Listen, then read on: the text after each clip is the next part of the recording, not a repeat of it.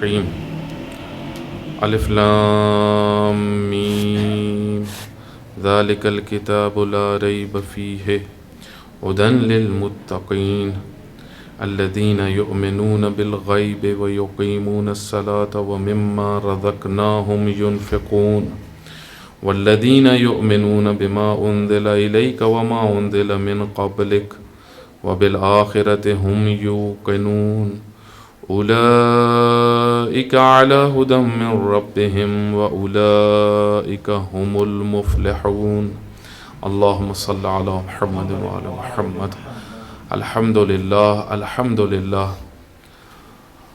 ہدانا لدینہ والصلاة والسلام علی حبیبہ وعلی آلہ الطیبین الطاہرین المعصومین الذین اذھب اللہ عنہم الرجس وطہرہم تطہیرا اللہم صل علی محمد وعلی محمد وعجل فرجهم واللعنۃ الدائمۃ علی اعدائہم اجمعین۔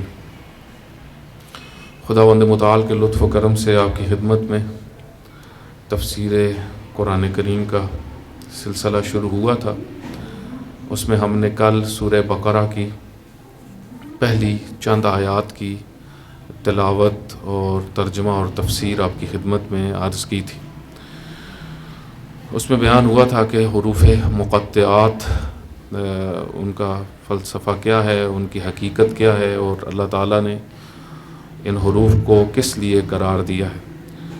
اس کے بعد یہ بھی بیان ہوا تھا کہ اللہ تعالیٰ نے ارشاد فرمایا کہ اس کتاب میں جو بہت عظیم ہے کوئی شک نہیں ہے، اور یہ کتاب متقین کے لیے ہدایت ہے، ھدی للمتقین۔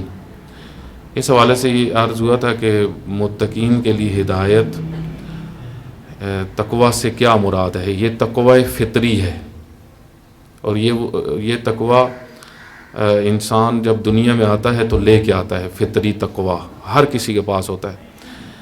جس طرح روایات میں آیا ہے نا، کہ حدیث میں آیا ہے کہ ہر انسان اسلام کی فطرت پہ پیدا ہوتا ہے، والدین اس کو یہودی بناتے ہیں، نصرانی بناتے ہیں، تو وہ اسلام کی فطرت در حقیقت وہی تقوی ہے، تقوی کی فطرت۔ اللہ تعالیٰ نے انسان کو اپنی فطرت پہ خلق کیا ہے، فطرت اللہ التی فطر الناس علیہا لا تبدیل لخلق اللہ۔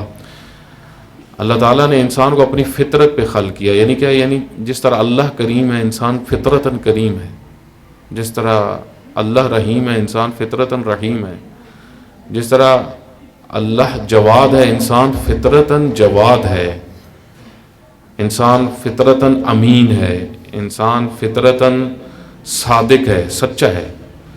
فطرت پہ اگر انسان باقی رہے تو مومن ہے، لیکن جب انسان فطرت سے ہٹ جاتا ہے یا فطرت دب جاتی ہے تربیت کی وجہ سے۔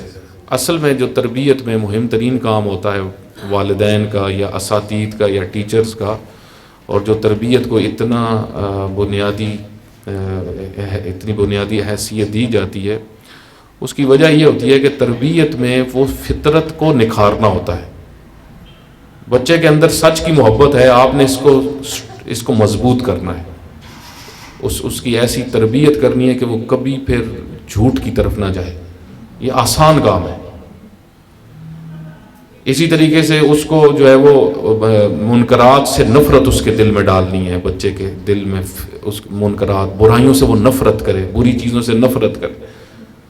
اس کی ٹیکنیکس ہوتی ہیں، اس کی ٹیکنیکس میں ایک یہ چیز ہوتی ہے، مثلا بری چیز جب آپ کے سامنے آئے، کوئی سین آپ سامنے آ جائے ایسا، مثلا مووی دیکھ رہے ہیں بچے یا کوئی چیز، تو فوراً ان کو کہیں کہ مثلا ایک طریقہ یہ شیطان ہے، یہ شیطنت ہے، یہ تو وہ اس کی تربیت میں آ جائے گی، یہ چیز اس کے ذہن میں آ جائے گی کہ یہ چیزیں شیطنت ہیں۔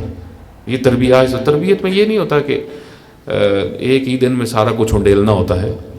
تربیت میں یہ چیز بڑی مہم ہوتی ہے والدین کو، کیونکہ والدین اکثر جب آتے ہیں تو وہ یہ بات کہتے ہیں کہ ہمارے بچے بہت بگڑے ہوئے ہیں، تو ہم ان کی تربیت کس طرح کریں، ان میں بہت مشکلات ہیں، ہمارے ہاتھ سے نکل چکے ہیں۔ اس طرح کی باتیں بہت زیادہ والدین آج کا اس دور میں یہ بہت بڑا مسئلہ ہے تربیت والا۔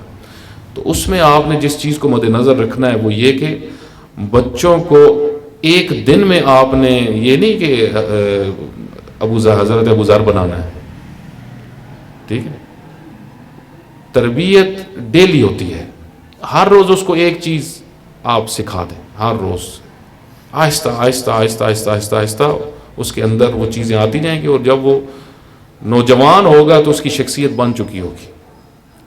اس طرح تربیت ہوتی ہے. اس وجہ سے تقویٰ جو فطرتی ہے اس کو ہمیں اس کی طرف بہت زیادہ توجہ کی ضرورت ہے. اور میں آخری نقطہ اس آیت کے ذیل میں یہ بیان کروں. آج کل آپ دیکھیں کہ ہماری یونیورسٹیز میں ایک مسئلہ جو بہت زیادہ پیش آ رہا ہے جوانوں کو، کالجز میں، سکولز میں بھی یہ مسئلہ آ چکا ہے، کیونکہ ہمارے ہاں سکول کالجز میں اور یونیورسٹیز میں بہت سارے ٹیچرز ایسے بھی ہیں جو یا یورپ سے آپ پڑھ کے آئے ہوئے ہیں یا یورپ کی یونیورسٹیز سے متاثر ہیں اور ملحد ہیں. اس وقت یونیورسٹیوں میں الحاد بہت زیادہ پھیل رہا ہے. الحاد مطلب اللہ نہیں ہے، نعوذ باللہ من ذالک، دین نہیں ہے. یہ بہت بڑا فتنہ ہے جو ہمارے اداروں میں اس وقت باقاعدہ یہ پھل جو ہے وہ پک رہا ہے. اور یہ الحاد بعض کے بقول کے یونیورسٹیز میں اب زیادہ ملحد ہیں، بعض لوگوں نے یہاں تک تجزیہ کیا. تو آپ دیکھیں کہ ایک اسلامی معاشرے میں ملحد کہاں سے آ گیا، کیسے آ گیا؟ اگر اللہ تعالیٰ نے قرآن کریم کے اندر اپنی توحید یعنی اپنی وحدانیت کے اس بات کو فطرت سے بیان کیا. مثلا اللہ تعالیٰ فرماتا ہے کہ افی اللہ شک فاطر السماوات والارض، کیا تم زمین اور آسمان میں یہ سب کچھ جو دیکھ رہے ہو، اس کے دیکھنے کے بعد بھی اللہ کے بارے میں شک کرتے ہو؟ کیا ممکن ہے کہ شک کیا جائے؟ ایک اثر اگر کسی کا ہو، مثلا آپ کتاب سے سمجھ جاتے ہیں کہ اس کا کوئی لکھنے والا ہے، ٹھیک، آپ جانوروں کا فضلہ دیکھتے ہیں، مثلا روڈ پہ نکلتے ہیں، آپ جانوروں کا فضلہ دیکھتے ہیں، آپ کو پتہ چل جاتا ہے یہاں سے فلاں جانور گزرا ہے. آثار ہوتے ہیں نا. تو کوئی بھی اثر جو ہوتا ہے، مثلا کوئی کتاب، کوئی یہ میز رکھا ہوا ہے تو پتہ چل رہا ہے اس کو کسی نے بنایا ہے. اسی طرح یہ کرسیاں رکھی ہوئی ہیں، پتہ ہے کسی نے بنایا ہے. جو یہ کہتے ہیں کہ مثلا خود بخود ہر چیز بن گئی ہے، تو اس سے کہیں یہ میز بھی خود بن گیا، وہ کہے گا یہ تو خود نہیں بنا. بھائی جب یہ ایک میز خود نہیں بن سکتا یا یہ چیزیں خود نہیں بن سکتی، ان کو کسی نے بنایا ہے، تو اللہ فرماتا ہے افی اللہ شک فاطر السماوات والارض. سب کچھ دیکھ کے، یہ مائک میں کچھ ایشو آ رہا ہے، آواز کلیئر نہیں، آواز نہ ٹکرا رہی ہے.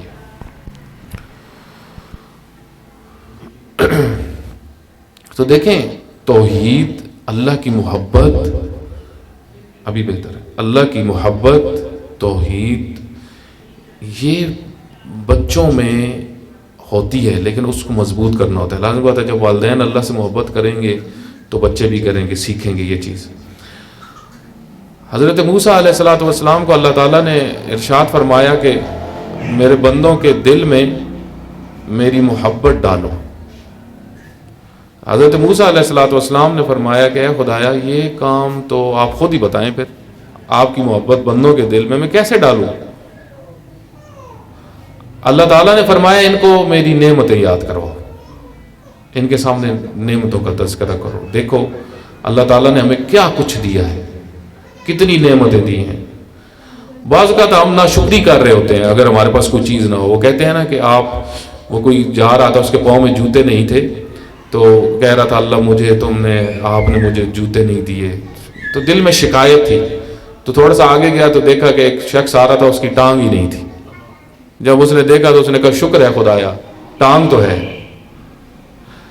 ہم ہمیشہ اپنے سے اوپر والوں کو دیکھتے ہیں، اپنے سے نیچے والوں کو بھی دیکھیں. اللہ تعالیٰ نے اگر ہمیں صحت دی ہوئی ہے تو صحت سے بڑھ کے کیا ہے؟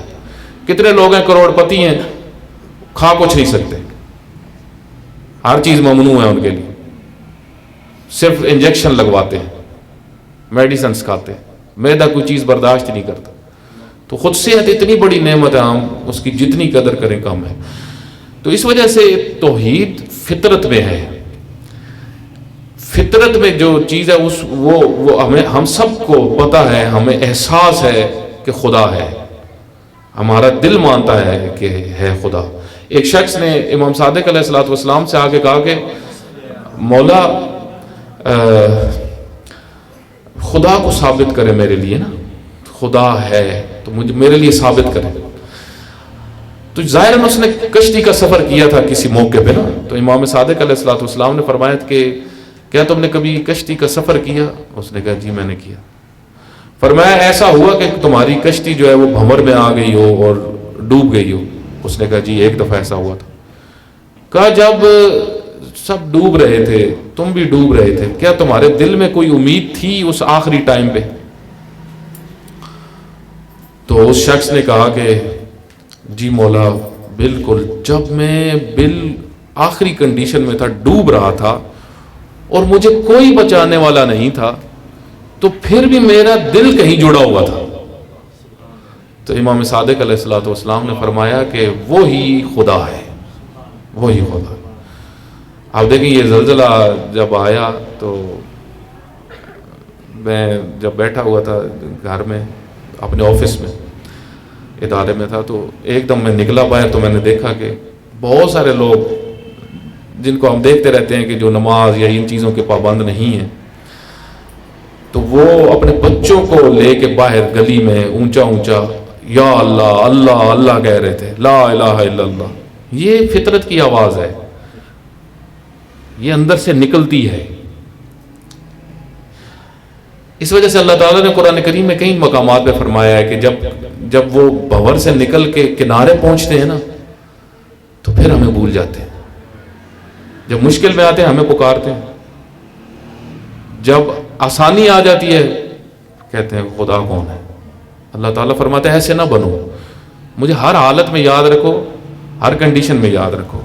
تو آپ دیکھیں فطرت میں ہے توحید. یہ جو اب آج کل باہر سے چیزیں ڈالی جا رہی ہیں، ملحد بنایا جا رہا ہے، یہ اوپر سے چیز ٹھوسی جا رہی ہے، یہ خاص مقاصد کے تحت ہے، ماحول کو جو ہے وہ بے دین بنانے کے لیے. اس کی وجہ دیکھیں، یہ اس کی وجہ یہ ہے کہ کیوں ایسا ہو رہا ہے، کیونکہ معاشرے کے اندر سے اگر خدا کا تصور ختم ہو جائے تو پھر ہر چیز ختم ہو جائے گی.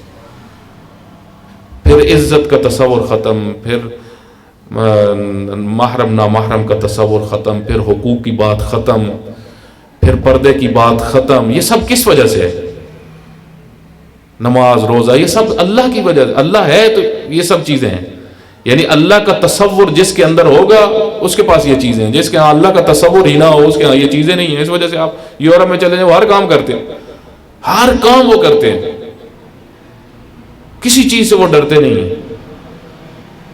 ان کا کوئی قانون نہیں ہے، مطلب جو ہمارے ہاں ہے. حقوق کی بات ہو، آپ دیکھیں وہاں پہ والدین کو اٹھا کے اولڈ ہاؤس میں پھینک آتے ہیں. ان کو کسی کا ڈر ہے؟ اپنے والدین کے پھیپھڑے گردے وہ بیچ دیتے ہیں، ان کو کسی کا ڈر ہے؟ ان کی خواتین مطلب شوہردار بھی جو ہیں، آج کل تو وہاں پہ شادی کا سلسلہ ہی بہت کم ہو گیا، لیکن جو شوہردار بھی ہیں آگے وہ 10 کے ساتھ ریلیشن بناتی ہیں. ان کو کسی کا ڈر ہے؟ ان کو زیادہ سے زیادہ ڈر ہوتا ہے تو گورنمنٹ کا ڈر ہوتا ہے، کیونکہ حکومت نے قانون بنائے ہوئے ہیں کچھ اس کے علاوہ ان کو کسی کا ڈر نہیں ہے.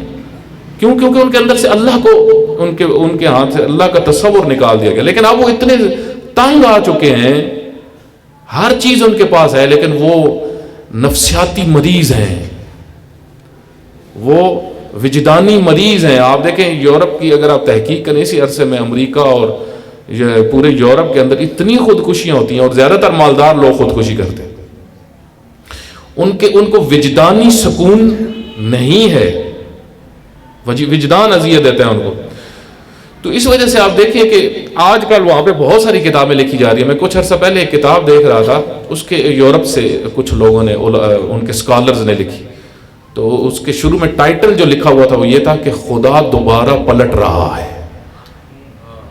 وہ تنگ آ گئے ہیں اپنی زندگی سے. وہ کہتے ہیں بھائی مانویت کے بغیر کچھ نہیں ہے. وہ اس چیز کی طرف ابھی بہت زیادہ آ رہے ہیں وہاں پہ. اسی وجہ سے آپ دیکھیں یورپ میں اسلام بہت بڑھ رہا ہے، بہت زیادہ، اور یہ ان کے لیے بہت بڑا خطرہ ہے.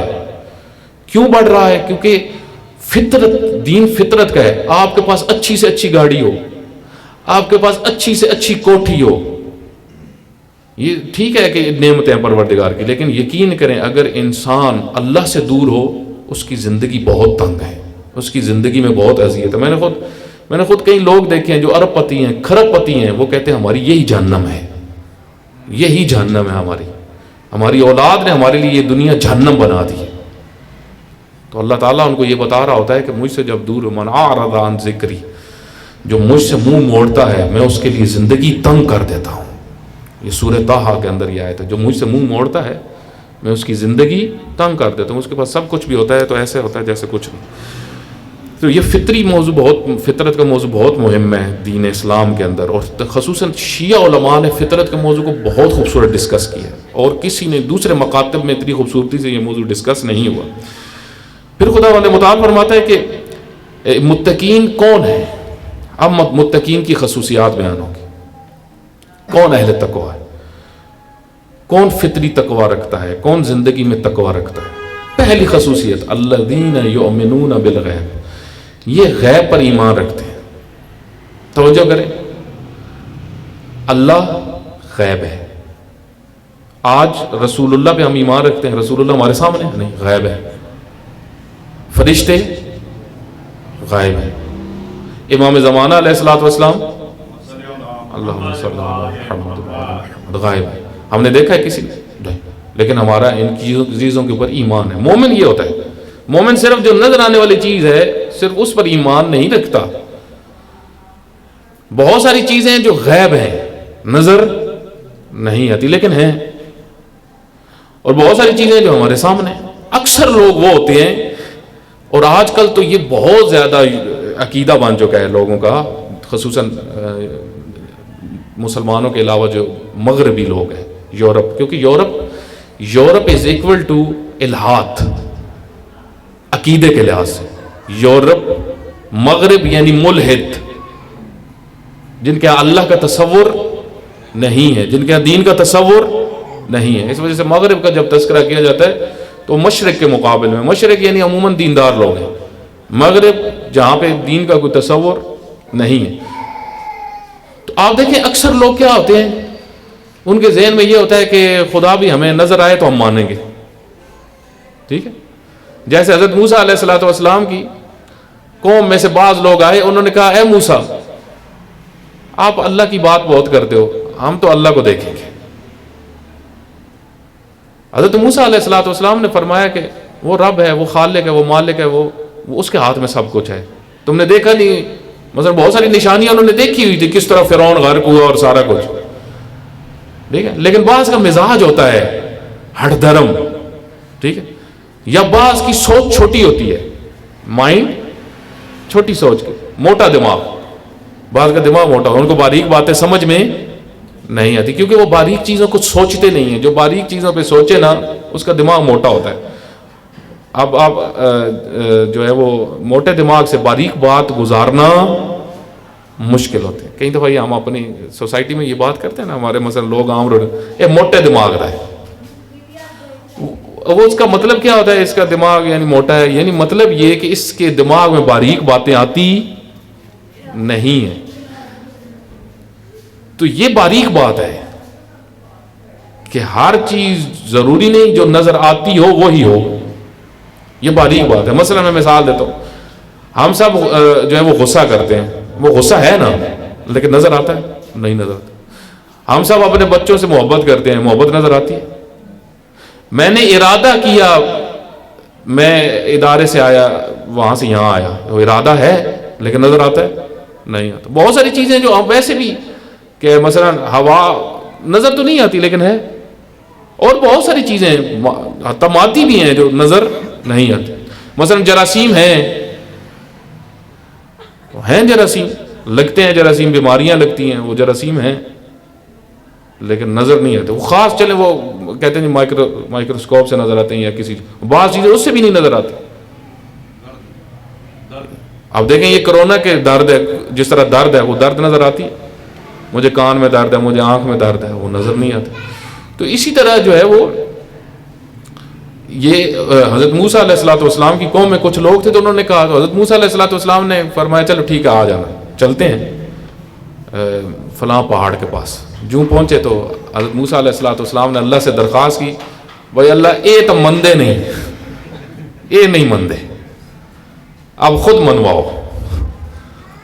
فتجلا، پہاڑ پہ ایک تجلی ہوئی، سب کے سب بے ہوش، سب کے سب بے ہوش ہو گئے. لیکن 70 کے قریب لوگ تھے. حضرت موسیٰ علیہ السلام کو جب ہوش آئے تو دیکھا سب کے سب بے ہوش ہیں. تو یہ اللہ نے ایک تجلی کی، اللہ نے بتایا کہ اللہ تعالیٰ نے تو فرمایا کہ اگر میں اس قرآن کو پہاڑ پہ بھیجتا تو پہاڑ ٹکڑے ٹکڑے ہو جاتا. پہاڑ کی ہمت نہیں ہے. سب سے بڑا پہاڑ کون سا؟ فرض کریں K2 یا ماؤنٹ ایوریسٹ، ٹھیک، اس کے اوپر بھی اگر قرآن آتا تو وہ پھٹ جاتا. وہ کہتا ہے اللہ میں اس کتاب کو برداشت نہیں کر سکتا. کتنا عظیم ہے قلب پیغمبر، روح پیغمبر، روح نبی کتنی عظیم ہوتی ہے کہ روح نبی قرآن کو تحمل کرتی ہے. اس وجہ سے امیر المومنین علی بن ابی طالب علیہ الصلوۃ والسلام اللہم صلی علی محمد بعض اوقات کنویں میں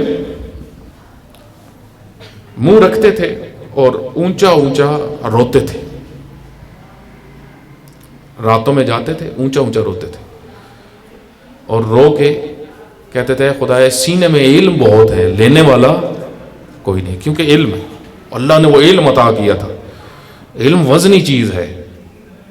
تو اس وجہ سے اللہ تعالیٰ غیب ہے، فرشتے غائب ہیں لیکن نظر نہیں آتے. جن کو جن کیوں کہا جاتا ہے؟ وہ نظر نہیں آتے. جن چھپی ہوئی چیز. عربی میں جس طرح جنین، ماں کے شکم میں جنین ہوتا ہے، اس کو جنین کیوں کہتے ہیں؟ وہ چھپا ہوا ہوتا ہے. اسی طریقے سے جن ہے اور بہت ساری چیزیں. جن خود چھپا ہوا ہے، ہو سکتا ہے یہاں پہ بھی ہوں جن، فرض کریں، ڈرنا نہیں ہے. تو جن بھی چھپے ہوئے ہیں اور بہت ساری چیزیں ہیں. تو اللہ تعالیٰ فرماتا ہے مومن وہ ہے الذین یؤمنون بالغیب، جو غیب کی چیزوں پر ایمان رکھتے ہیں. امیر المومنین فرماتے ہیں کہ میں بعض روایات میں امام حسین علیہ السلام کا دعائے عرفہ میں بھی جملہ موجود ہے، اے خدایا اندھی ہو جائیں وہ آنکھیں جو تجھے دیکھتی نہیں ہیں. توجہ کریے گا اس میں. اے خدایا اندھی ہو جائیں وہ آنکھیں جو تجھے دیکھتی نہیں ہے. یہ امام حسین علیہ السلام کا جملہ. یعنی کیا مراد؟ یعنی ہر چیز دیکھ رہے، یہ سب کچھ نظر آ رہا ہے، یہ سب کچھ تو نے بنایا ہے، سب تیری مخلوق ہے. اس کے ہوتے ہوئے کوئی یہ کہہ سکتا ہے کہ خدا نہیں ہے؟ ہر جگہ اللہ جلوہ گر ہے. نگاہ چاہیے.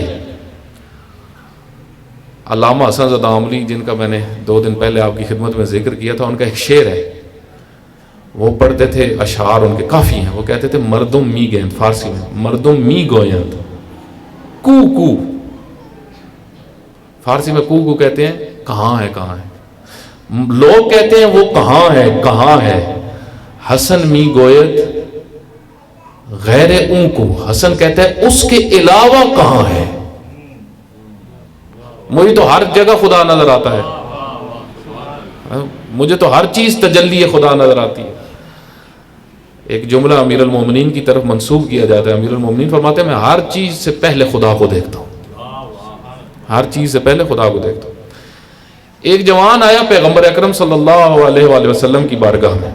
ایک جوان آیا تو اس نے کہا، اس کا نام زید بن حارث تھا، اصول کافی میں یہ حدیث ہے. اس نے آ کے کہا کہ یا رسول اللہ میں حالت یقین میں ہوں. کیا کہا؟ میں حالت یقین. پیغمبر نے فرمایا ہر چیز کی دلیل ہوتی ہے، ہر چیز کی نشانی ہوتی ہے، تمہارے یقین کی نشانی کیا ہے؟ کہا یا رسول اللہ میرے یقین کی نشانی یہ ہے میں جنت دیکھتا ہوں،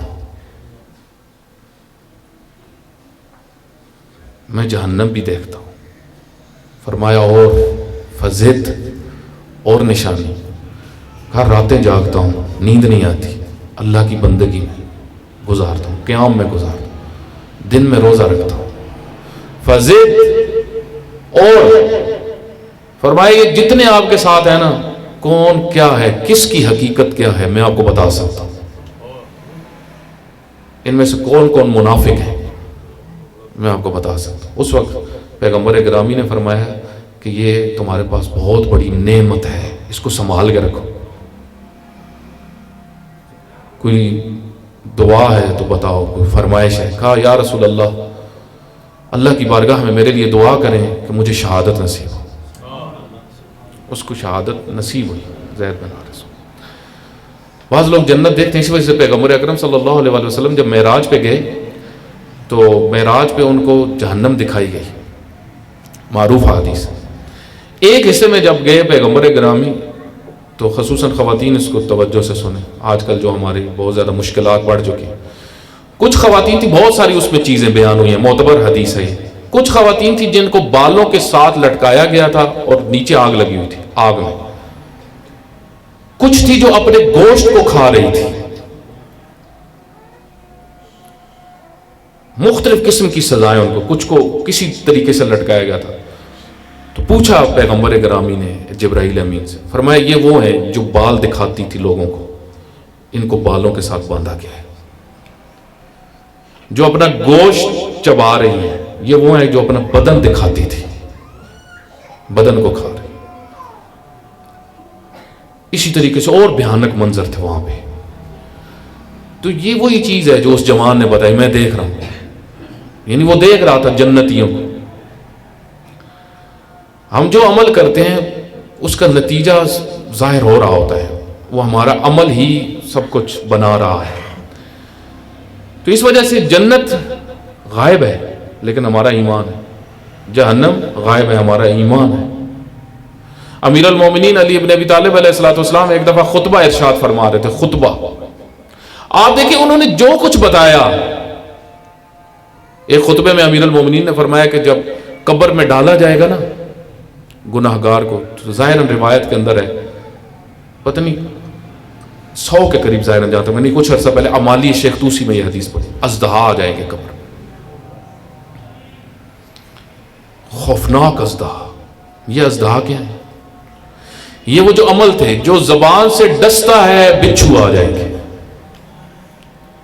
جو جتنا زبان سے دوسروں کو ڈستا ہے، اذیتیں دیتے ہیں، بعض بڑے مزے لیتے ہیں دوسروں کو اذیت دے کے، تانے مار کے۔ ان کو یہ نہیں پتا کہ یہ بچھو ہیں، یہ جو ہمارے یہاں پرانی باتیں بزرگان کرتے تھے نا، قبر میں بچھو آئیں گے، تو وہ یہ بچھو عمل، یہ بچھو ہے، یہی سانپ ہے۔ تو اس وجہ سے بہت ساری چیزیں ہیں جو ہم دیکھ نہیں رہے لیکن امیر المومنین نے ہمیں بتائی ہیں، ہمیں یقین ہے کہ وہ ہے، ہمیں یقین ہے وہ ہوگا جو امیر المومنین علی ابن ابی طالب علیہ السلام نے بتایا، جو رسول اللہ صلی اللہ علیہ وآلہ وسلم نے بتایا۔ اس وجہ سے امیر المومنین نے ایک خطبے میں ایک دن ارشاد فرمایا کہ میں اس رب کی عبادت نہیں کرتا جس کو میں دیکھوں نہ۔ تو ایک شخص وہاں پہ بیٹھا ہوا تھا، وہ اٹھ کھڑا ہوا، اس نے کہا یا علی، کیا اللہ نظر آتا ہے؟ فرمایا وائے حق، وائے ہو تم پر، اللہ ان آنکھوں سے نظر نہیں آتا، اللہ ایمان کی آنکھوں سے نظر آتا ہے، اللہ دل کی نظروں سے نظر آتا ہے، دل کی نگاہ ہے، دل سے نظر آتا ہے۔ اپنی دل کی آنکھیں کھولو، ایمان کی آنکھیں کھولو، تمہیں اللہ نظر آئے گا۔ ان آنکھوں سے نظر نہیں آتا، لا تدرکہ الابصار وہو یدرک الابصار، اللہ ان آنکھوں سے نظر نہیں آتا، ممتنع ہے ان آنکھوں سے دیکھنا۔ جو یہ کہتا ہے اللہ ان آنکھوں سے نظر آتا ہے، اللہ کا جسم ہے، وہ مشرک ہے۔ جو اللہ کے متعلق جسم کا قائل ہو، بعض لوگ ہیں نا وہ ذہن میں اللہ بناتے رہتے ہیں۔ پانچویں امام فرماتے ہیں جو تم ذہن میں بناتے ہو وہ تمہاری مخلوق ہے، وہ اللہ نہیں۔ جو ہم ذہن میں بناتے ہیں وہ تو ہماری مخلوق ہے، وہ اللہ تھوڑی ہے۔ اللہ ذہن میں نہیں آ سکتا، اللہ بہت عظیم ہے۔ یقیمون الصلاۃ ومما رزقناہم ینفقون، اور یہ نماز کو قائم کرتے ہیں۔ آج میں تھوڑا سا نماز کے متعلق بیان کروں گا، پھر کل تفصیل سے۔ اقامہ نماز، یقیمون الصلاۃ، نماز کو قائم کرو۔ کیا مطلب نماز کو قائم کرو؟ عزاداری کو قائم کرو، اقامہ کرو، دین کو قائم کرو، عدل کو قائم کرو۔ اقامہ عدل، اقامہ نماز، اقامہ دین، اقامہ عزا، کیا مطلب؟ نماز کو وقت پہ پڑھو، نماز کو جماعت کے ساتھ پڑھو، نماز کا اہتمام کرو، نماز کا ماحول بناؤ، تاکیبات ہوں، مناجات ہوں، قاری پڑھنے والا، نماز پڑھانے والا بہترین تجوید رکھتا ہو، یہ ساری چیزیں یہ مل کے اقامہ. مثلا فرض کریں ایک کوئی اپنے گھر میں پڑھ رہا ہے، کوئی اپنے گھر میں پڑھ رہا ہے، یہ اقامہ نہیں ہے. اقامہ نماز یعنی اہتمام، مسجد میں اہتمام کیا جائے، نماز برپا، نماز کو قائم کرو. جس طرح عزاداری، مثلا فرض کریں ہر کوئی مارکیٹ سے جو ہے وہ مصائب کی کتاب گھر لے جائے اور گھر میں بیٹھ کے مصائب امام حسین پڑھ کے رونا شروع کر دے، پہلی محرم، دوسری محرم، تیسری محرم، ٹھیک ہے اس کا بھی ثواب ہے، لیکن یہ اقامہ نہیں ہے. عزاداری اقامہ نہیں. عزا اقامہ کب ہوگی؟ امام بارگاہ میں ماحول بناؤ، ایک پڑھنے والا ہو یا چند پڑھنے والے ہو، بقایا سارے اہتمام سے ہوں، منظم بیٹھیں، منظم سنیں، مقصد کے تحت سنیں، لائن ہو، جہت ہو کہ یہ عزاداری کیوں برپا ہو رہی ہے، سب کو پتہ ہو، معرفت ہو. یہ ساری چیزیں مل کے اب عزاداری اقامہ ہو. اگر کوئی کہے کہ میں گھر میں ٹیلی ویژن پہ بیٹھ کے جو ہے وہ مجلس سن لیتا ہوں، تو اس نے عزا کو اقامہ نہیں کیا. اقامہ کرنے کا مطلب یہ ہے، جس طرح ابھی یہ درس ہم نے اقامہ کیا ہوا ہے، یہ درس ابھی درس قرآن کو کیا ہے؟ اقامہ کیا. ورنہ گھر میں بیٹھ کے ہم درس سن سکتے ہیں، لیکن یہ ہم نے ماحول بنایا، کریٹ کیا. اس کے اللہ فرماتا ہے قرآن کریم میں، جب اہل حق کو ہم حکومت دیتے ہیں تو سب سے پہلا کام جو معاشرے میں وہ کریں گے، نماز کو قائم کریں گے، معاشرے کو نمازی بنائیں گے. سب سے پہلا کام حکومت اسلامی کا یہ ہوتا ہے، معاشرے کو نمازی بناتے ہیں. تو اسی طریقے سے آپ دیکھیں عادل کا اقامہ. عادل کا اقامہ کیا ہے؟ ہر کسی کو اس کا حق ملے گا، جو جس کا حق ہے. عادل حکومت ہر کسی کو اس کا حق دیتی ہے. تو بہرحال یہ اقامہ نماز کو قائم کرے. بعض کی ٹیڑھی کھوپڑی ہے، وہ کہتے ہیں جی قرآن کریم میں تو یہ ہے کہ نماز کو قائم کرنا ہے، پس اس کا مطلب ہمیں پڑھنے کی ضرورت نہیں. استغفر اللہ، کتنے بہانے ہیں. جس طرح بعض کہتے ہیں لا تقربوا الصلاۃ، نماز کے قریب مت جاؤ، خود قرآن کہہ رہے ہیں. وہ آگے بھی تو پڑھو وانتم السکارى، جب نشے میں ہو تو قریب مت جاؤ. بعض لوگ نشے میں، اس وقت اس زمانے میں ایسا ہوا کہ نشے میں بعض لوگوں نے نماز پڑھنا شروع کر، تو اللہ نے فرمایا جب نشے میں ہو تو نماز کے قریب مت جاؤ. مثلا کوئی چرس پی کے نماز پڑھنا شروع کر دے، یا مثلا نشے سے مراد یہ بھی ہو سکتا ہے، مثلا بعض کا انسان اٹھتا ہے ایسے میلے کپڑے، میلے کچیلے کپڑے، آدھی نیند آئی ہوئی ہے، کھڑا ہو کے نماز پڑھنا شروع کر دے، یہ نشے میں ہے. نماز کا اہتمام کرو، نماز کو صاف ستھرے لباس میں پڑھو. انشاءاللہ کل میں سارا نماز کے متعلق تفصیل سے وَيُقِيمُونَ الصَّلَاةَ بیان کروں گا. ایک صلوات پڑھیں محمد وآل محمد. کوئی سوال ہے تو